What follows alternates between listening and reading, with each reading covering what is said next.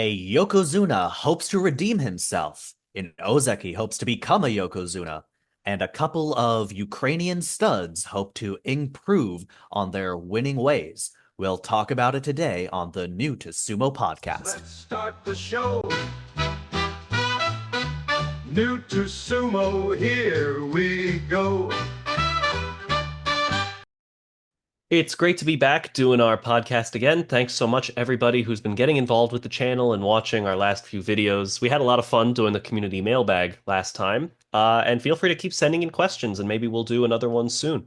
But it's good to be watching Sumo again, getting everything started tonight. And this is a really exciting tournament for me because my favorite dude, Onosato, is on a rope run. And honestly, I mean, I know I'm spoiling it a bit. I think he's going to pull it off. How about you? I do too. I mean, not to bury the lead here, but Onosato has just been so good from the jump.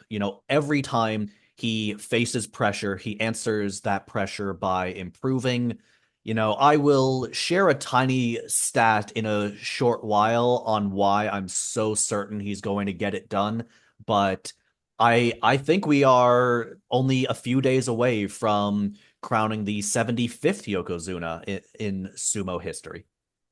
Yeah, it just feels like he can do it all. I don't want to glaze the guy too endlessly. I feel like we did plenty of that in one of our last videos, but I just think if we're talking about this tournament and what the story is going to be, the obvious place to start for me is in my opinion, very high likelihood that we're going to see Onosato win the Yokozuna promotion in this tournament because the dude just wins. He just gets double digit wins so regularly, and Yusho runs. It's just what he does. I mean, is it possible that he'll go 9-6, 10-5, something like that, or a close call at an 11-4?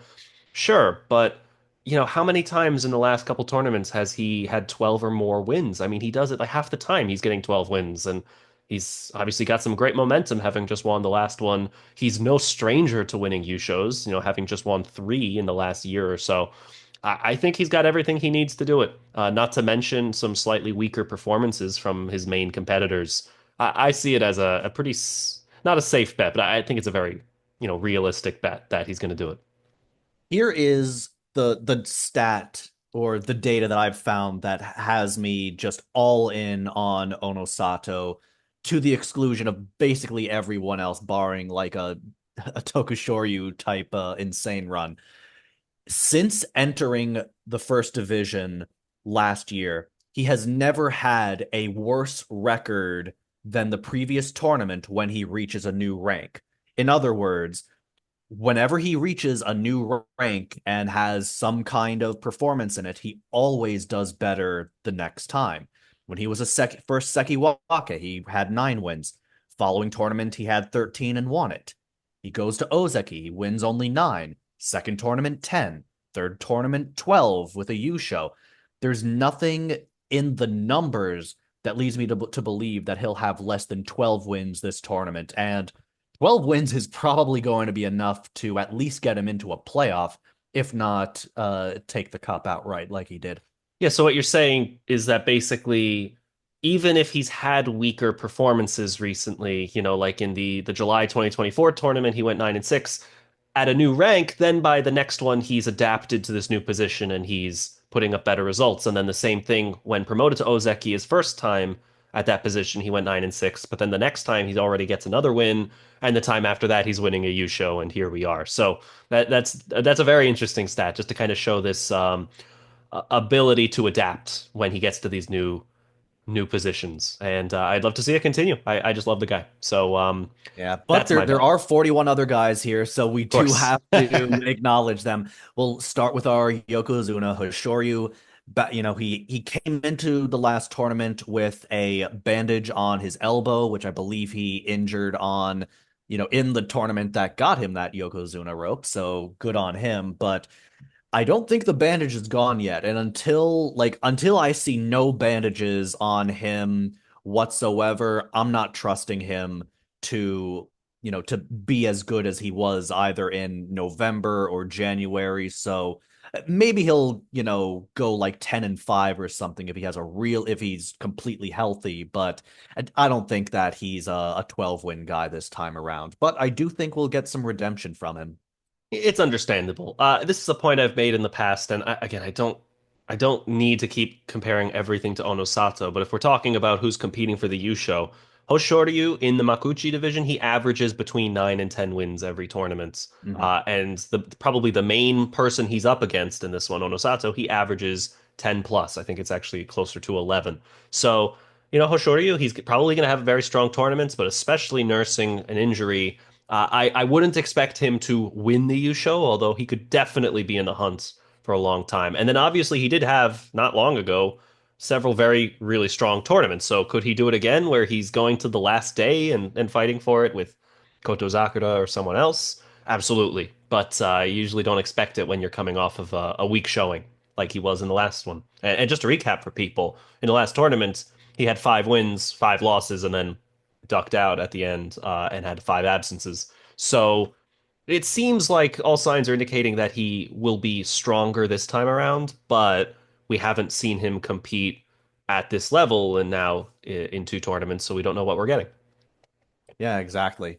So now we have to look to our last member of the upper Sanyaku, and that is Kotozakura. He was just able to get his Kachikoshi and clear Kadoban, to avoid his potential demotion. So, it's a clean slate for him.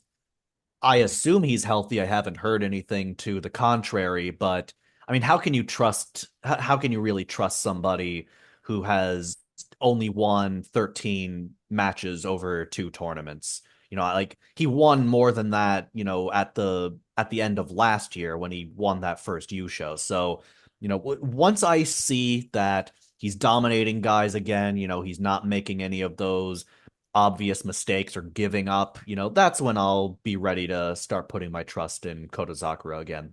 Yeah, I mean, I'm definitely grateful that he managed to keep his position at Ozeki. I think he deserves it, and he's one of the very few guys in the last couple of years who has maintained a very high level, an Ozeki level, as long as he has. I mean, the fact that when we look at the banzuke, there's only our 2 Ozeki and 1 Yokozuna is kind of unusual. What it really tells us is something we've been talking about a lot, that there's just a tremendous amount of parity in the sport right now. To have only 7 guys in the Sanyaku ranks is pretty unusual. And I don't want to see another person dropping out. It would be, I think, a real shame. So Kotozakura, I mean, he had a fantastic run between 2022 and 2023, double-digit wins practically every tournament for the longest time. And then obviously recently it seems like he's been dealing with some kind of injury. I hope he can get back to his best very soon. I mean, it's good for everybody when there's a top quality Kotozakura, a top quality Hoshoryu fighting at their very best, all at the top. It's so exciting to see. So I'm hoping he gets there this tournament. I think he can. Hopefully, whatever he was dealing with in the last 2, he's now on the tail end of, and we're gonna find out. All that said, and I know I'm spoiling my Kachi Clash for a bit. Between these 3, I think surely Onosato has to be the favorite, just based Oh on yeah, recent performances. I'm more than happy to spoil my Kachi Clash pick and say that I'm taking Onosato. I mean, just, even if he wasn't on a Yokozuna run, even if he didn't have that remarkable trend that he has that we spoke about earlier, he just has all of the momentum right now. There's no reason to think he won't be the best performer out of these 3, whether he wins the U show or not. Yeah, definitely. Definitely, if you're making a bet, I think it's a fair one. Oh And yeah. then we can move on to the lower Sanyaku wrestlers, who are by no means, lower in their ability. We have Daisho, Kirishima, Takayasu, and Wakataka Kage. I am loving this particular crew of the lower Sanyaku. I think all these guys really belong where they're at. There's been some inconsistency recently, especially from Kirishima, who seems to have a really strong tournament and a pretty weak tournament for a while. But all these guys, I mean, they just belong at the top. They're so talented and so competitive all the time. Who do you want to talk about first? I mean, there's not much to say about Daisho other than, he's stable, he's steady. He would be eligible for Ozeki promotion with a 13-win tournament because he has 20 wins over the last two, but I don't think he's had a 13-win tournament recently enough for us to really consider that. I think that he will go down as probably the best pure Sekiwake of, the 2020s by the time his career is done. And good luck to him this tournament. I hope he gives a lot of the front runners a run for their money. But the guy that I really want to talk about more is Kirishima. I think that this tournament might give us an indication of if he is kind of going to be just this forever boomer bust guy, or if he has one more legitimate run at Ozeki left in him. He's like we said, he is just Jekyll and Hyde every tournament. He's either going to give you 10 or more wins or 10 or more losses, and there is like no room in between. He has had so many injuries. He almost like missed an entire month of practice because of a lingering back issue. And I'm increasingly concerned that, 2023 might be the best that we will have ever seen Kirishima. Yeah, I certainly hope not. I love to see Karishma at his best. There was a time not that long ago where we talked about him as a very realistic Yokozuna possibility, or the most Mhm. likely, when he had his Yusho back in 2023. And then since then, it's been a very tumultuous time for him. Hope I pronounced that word right. Tumultuous time for Just Karishma. one setback after another, whether it's injuries or whether it's just losing matches that he has no reason to. I said it back when he was an Ozaki. He just didn't have that killer instinct, and the maybe that has been a small contributor on top of the injuries, but man, I really think that if he doesn't position himself for Ozeki sometime in the next couple of tournaments, I think he might wind up being where Daisho is for the rest of his career. A guy who is just a good Sekiwake, but probably won't go further. And And then it's you've got not Tak. Sorry, go ahead. I was going to say it's not a bad place to be, certainly, but it's lower than where we expected Kirishima's career trajectory to be at this age, which is still pretty young for the sport. Yeah, and you could really say the same thing about our K1 East, Takayasu. Granted, unlike Takayasu, Kirishima's actually won some tournaments, but Takayasu was another former Ozaki who got, just overwhelmed by injuries, fell down the banzuke a bit, and, now he's had to scratch and claw his way up with a couple of, runner-up finishes. I think that I don't think that he has another Ozaki run with him. I think it will be nice if he can, get a Kachikoshi, maybe even, get enough wins to get boosted up to Sekiwake, but it wouldn't surprise me if he went like 7-8, even 6-9 from this spot, because he's going up against the gauntlet this time, and he did not have to do that in the last tournament. Yeah, I mean, if you look at his last several tournaments, the last times that he had double-digit win records, he was at M4 and M8, and then going way back at M1, sorry, at M7. So this high up in the rankings, he's not usually pulling those kinds of numbers anymore. It's such a shame that in the last tournament he couldn't get his first career Yusho. Always the bridesmaid with Takayasu, it seems. But hey, I'd love to see him do it. I mean, I have my guys that I tend to be rooting for every tournament, but Takayasu's someone that I would never be disappointed to see him end up lifting the Emperor's Cup. It would be so cool for him as a great way of capping off his career. I still believe it's possible for him to win a Yusho, but I don't really see Ozeki on the table for him. I don't see that level of consistency for him. I think if the stars align, it is still possible for him to win a Yusho, but I think that's going to require some external factors to all happen in the right way. Him being placed against the right opponents for his style, certain people are going to need to underperform in certain ways. I mean, even sometimes injuries can really help boost someone in a tournament. Um, so it's certainly possible, but I wouldn't bet on it at the moment. And bear in mind, he's been doing this for 20 years. I mean, he's been doing this almost, and he's been doing this in the top division almost as long as, the Iron Man himself, Tamawashi has. So he's got a lot of miles on him. Like, I think it's far more likely that he retires by the end of the year than he reaches Ozaki by the end of the year. And lastly, in the Sanyaku, you've got Wakataka Kage, the former Sekiwake. He's been slowly, getting himself back to where he was before that devastating knee injury. Only one losing record since coming back into the top division, and that was only a 7-8 from this exact spot. I think if he's healthy and if he is able to knock off Hoshoryu in day one, like I think he will, I think there's a good chance Wakataka Kage could be in a position for a promotion next tournament. What do you think? Yeah, certainly looking at the current crop of lower Sanyaku members, I feel like Wakataka Kage has the highest ceiling for that. When you look at someone like a Daisho, your guess for his record every tournament is probably 9-6. Takayasu, it could go any direction, and Kirishima has definitely had the same problem of inconsistency. With Wakataka Kage, you really feel like he could get 10, 11, 12 wins in a tournament. I mean, he's done it recently. So the possibility of him getting an Ozeki, it's absolutely up there. Certain things have to fall right, and also he might just be rebuilding slowly and gradually. And I kind of like to see that, honestly. I like the gradual build up ever since, coming back from the really serious injuries, almost 2 years ago.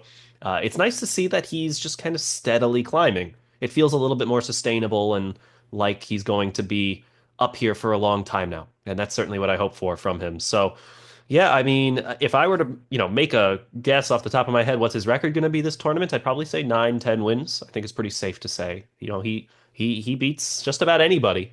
He certainly can. And if he does that long enough in this position, he's only going to get better and more experienced with you know, this new run of his career. So, if there's anybody in the current lower Sanyaku that I would most predict to be a next Ozeki, probably him.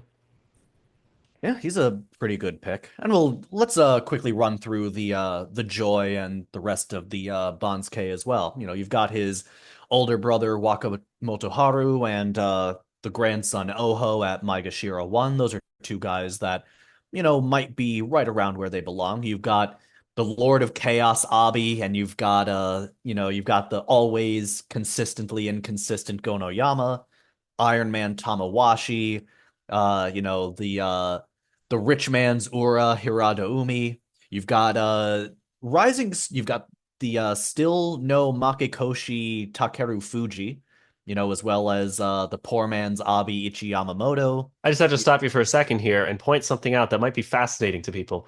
Takeru Fuji is now at his highest ever rank at M4. He feels like such a stalwart in the division, having won a Yusho, but sorry, having won no, sorry, one Yusho in the Makuuchi division, although he's had several in Juryo.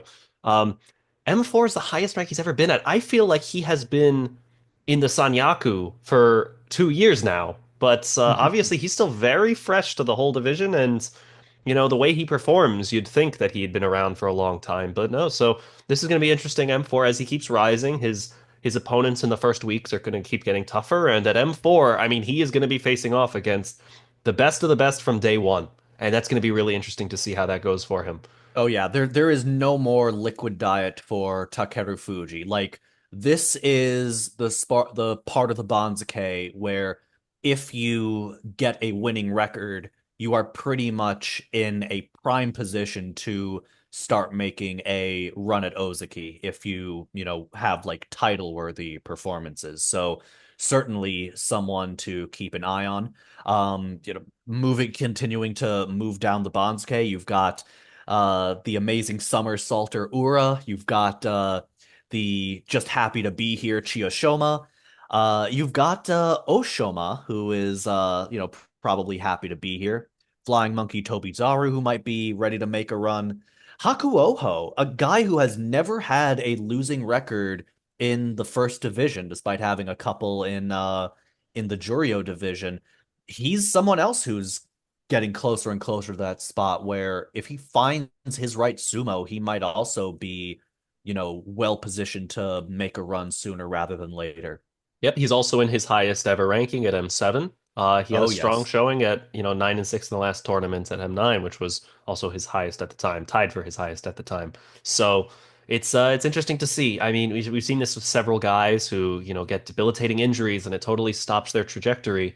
And it is just so nice, as was the case with Wakataka Kage, as has been the case with Takeru Fuji and with Hakuoho, that they're coming back and they seem to be at and or around their best. I mean, that's what you want to see. You want to see that ability to recover is really encouraging, and I love it. I love that all these guys are in the division and they're putting on what seems to be their best sumo, only getting better.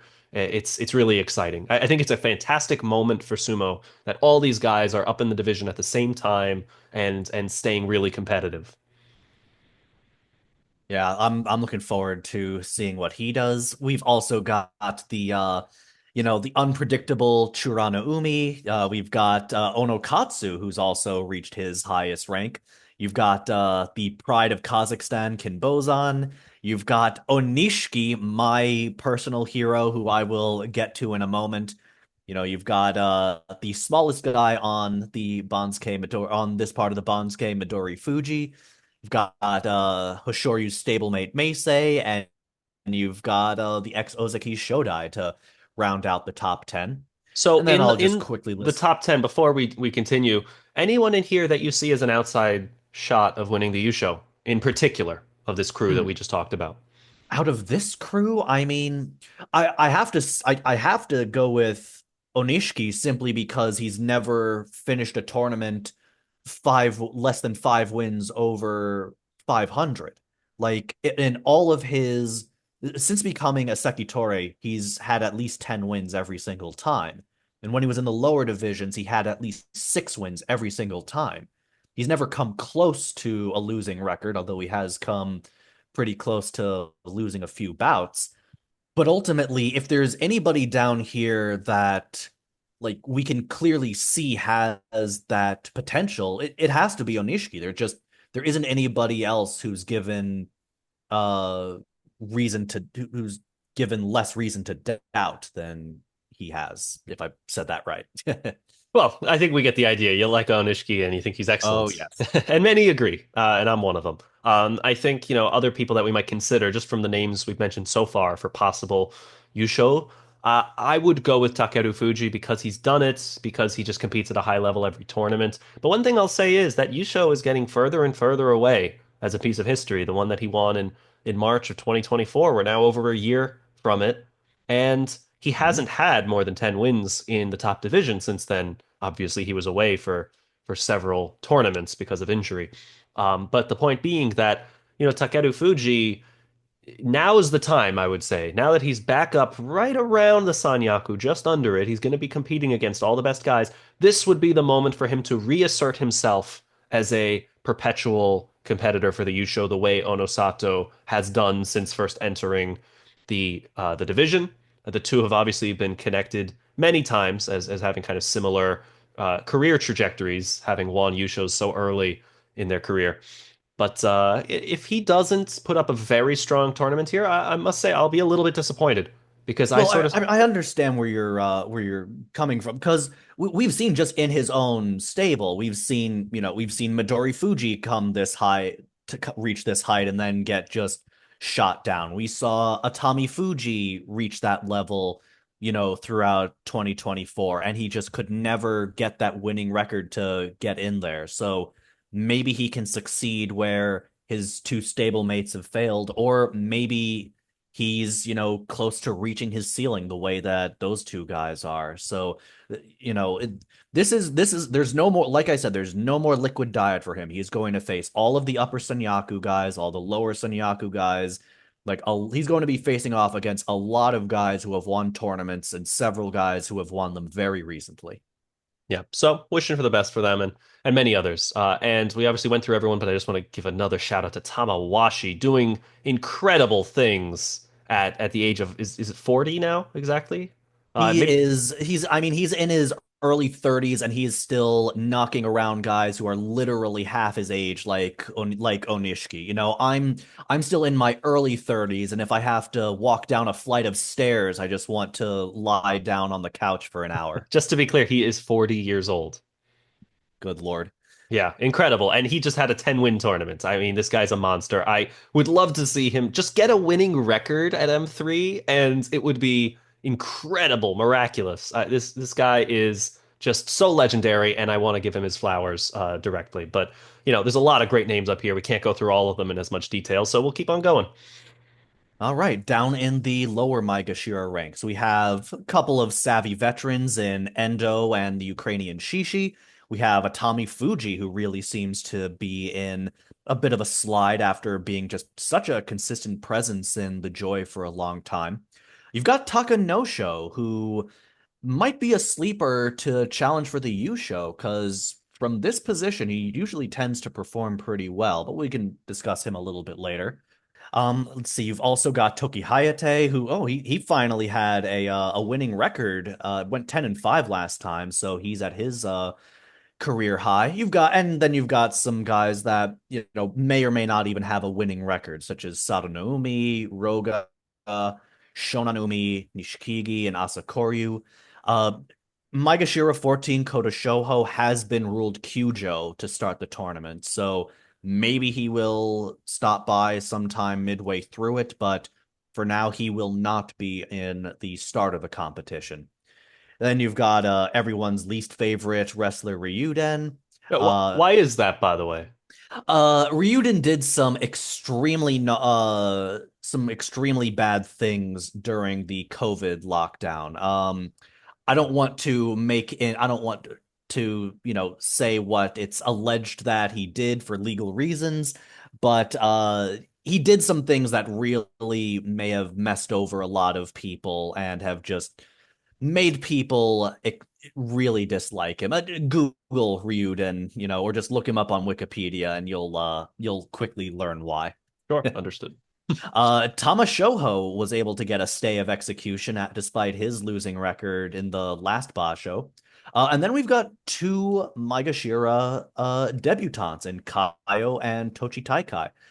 These are two guys that are, they've been sort of relatively slow risers. Kaio made his debut in 2022, started in Sandanme and, just slowly kept crawling his way up the lower division ranks, but he finally managed to break through after around 3 years exactly, and now he's ready at the age of 25.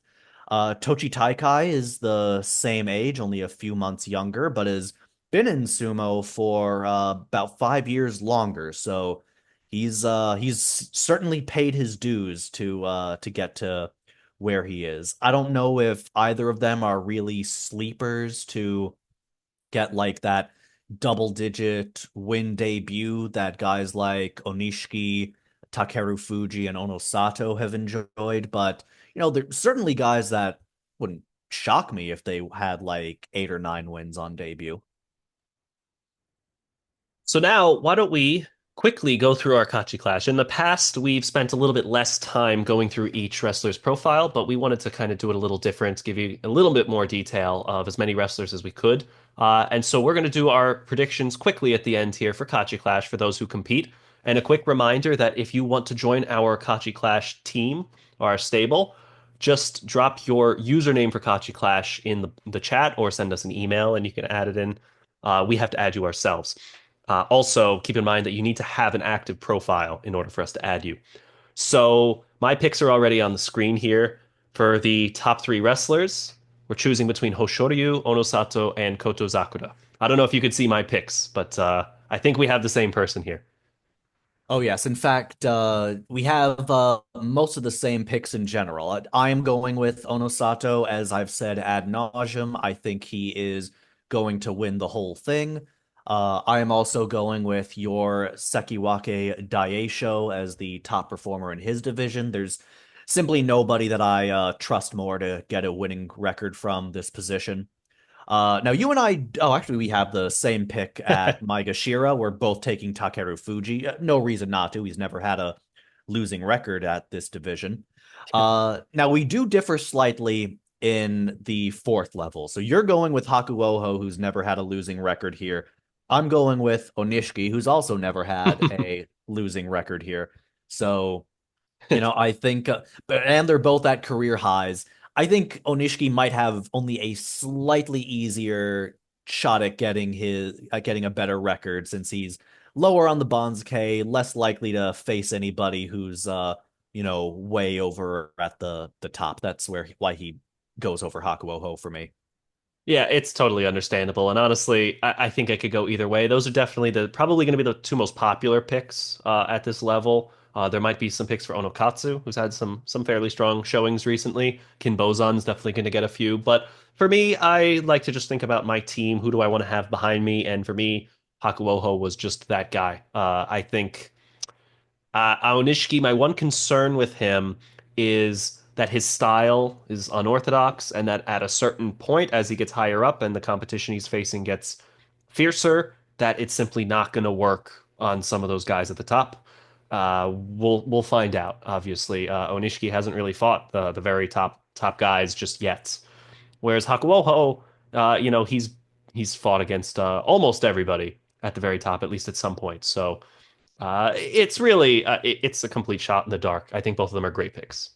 Yeah, I think they're both good too. And for the last pick, we're both taking Takanosho.